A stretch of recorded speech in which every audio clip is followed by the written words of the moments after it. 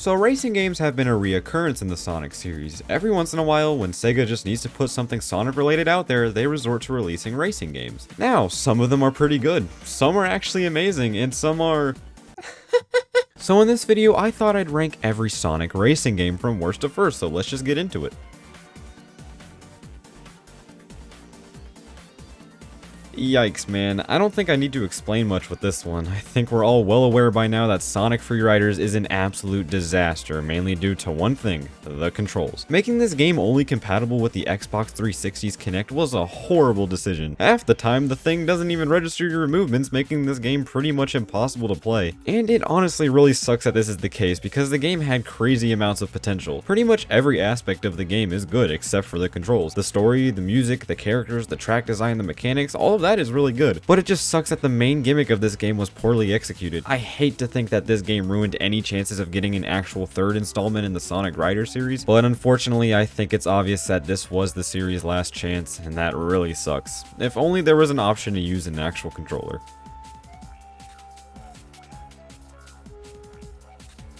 Okay, yes, I do think that Sonic Drift is better than Sonic Freeriders, mainly because it's actually playable, but that's about it. What a boring looking game, man. This game is really bare bones, there's just not much going for it. You get a few characters to play as, and practically one track just with different backdrops. Also, the tracks themselves have nothing interesting about them, it's nothing but empty road, there are no obstacles or anything. But I will acknowledge that yes, Sonic Drift was a Game Gear game, so technical limitations were most definitely a contributing factor to the finished product. But I'm not just going to give this game a pass just because it couldn't have looked better, because there was definitely room to improve. So in that sense, it's not necessarily a bad game, it's just awful in comparison to the games that are higher on this list.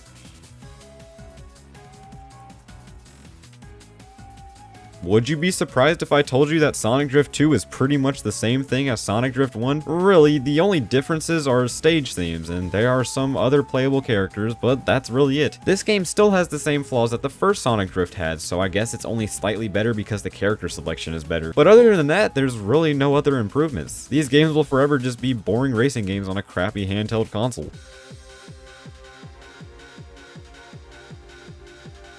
So Sonic Rivals has gathered a pretty significant cult following among the fanbase. I'm not a part of it. The gameplay is fairly simple. You just run in these very linear 2D levels and do some QuickTime events while also trying to stop your rival from running the race. It's a really cool concept, as you have to use the normal Sonic abilities to your advantage, which was surprisingly not common among Sonic racing games. A lot of them either had Sonic driving a car or riding a hoverboard, so I like that this game uses the character's actual speed instead. There's also a very minor but passable story in this game, mainly told through dialogue boxes. I also really do like this game's soundtrack. I think the guitars sound very similar to something like SA2, which I'm a big fan of. However, I just really don't like the gameplay. It feels like one of those auto-runner mobile games almost. There's not really much skill involved either, you just have to press the buttons when the game tells you to do so. The level and character selection are also pretty bare bones. I do like the level environments though, as they're not just standard Green Hill, Chemical Plain, and Casino Night, at least for the most part. I must admit though that the character selection could be way better. We have Sonic, Knuckles, Shadow, Silver, and an unlockable Metal Sonic. But that's it. Very odd to me how Tails or Amy aren't playable, but Silver is? I don't know, that just always rubbed me the wrong way. But yeah, I think this game is okay, but extremely overrated.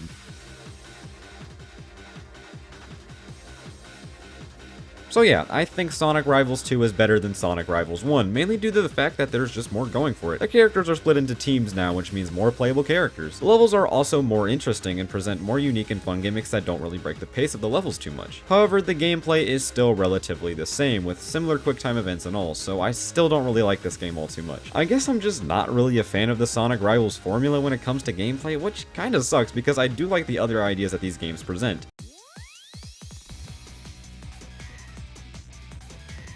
Alright, what the hell happened with this game? Team Sonic Racing is not necessarily a bad game, it's just that there's really nothing here that we haven't already seen done before. Out of the 3 Sonic Racing Trilogy games, this one feels the most like a Mario Kart clone if you ask me. My main issue is that the game doesn't try to do much different. The courses in this game don't really do much to stand out, and a lot of them are actually reused from previous entries. The gameplay is fine, I guess, but without the transforming mechanic or any of the power-ups from the previous games, it's not that fun. The power-ups in this game are replaced with the Wisps, and they're just worse in every way. And the main selling point of this game, the team mechanic, just causes more hassle than anything. Basically, you have to rely on your team members to do good in a race to progress. That's it, really. Yeah, I know you can use your team members to get special power-ups, but that's a minor occurrence. This is not at all a bad game. There's just not enough here that makes it stand out from games that came before it. It really lacks the charm that made those games fun and unique.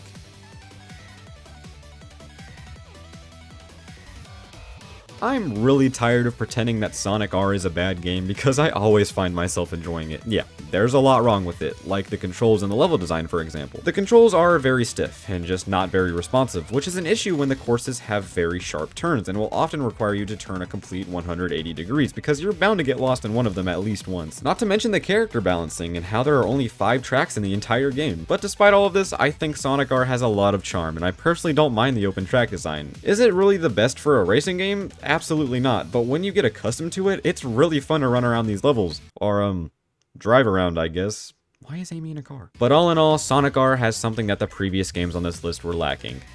A banger soundtrack. No, but seriously, I think this game is severely underrated and would have been a really great game with a few tweaks.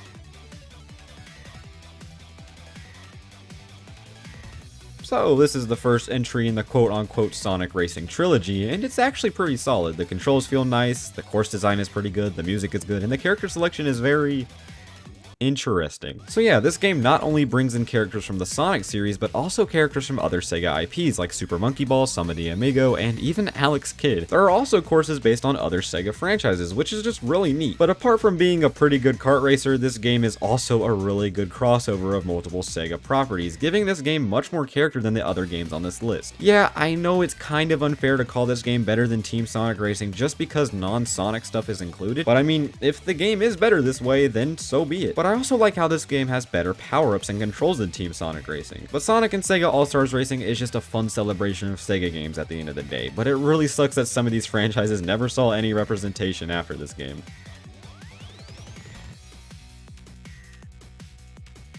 Welp, they removed SEGA from the title because Wreck-It Ralph isn't made by SEGA.